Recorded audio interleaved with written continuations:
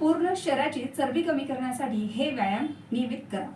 हात वरती घ्यायचे, दीर्घ श्वास घ्यायचा, खाली दीर्घ श्वास सोडायचा, वर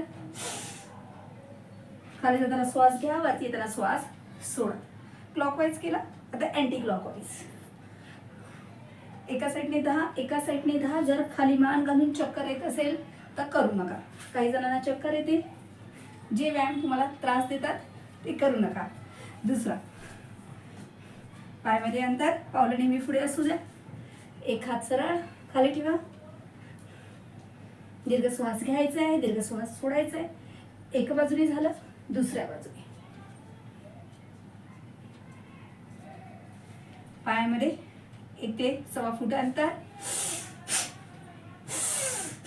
जेवढं जमेल तेवढं खाली जा, वर या.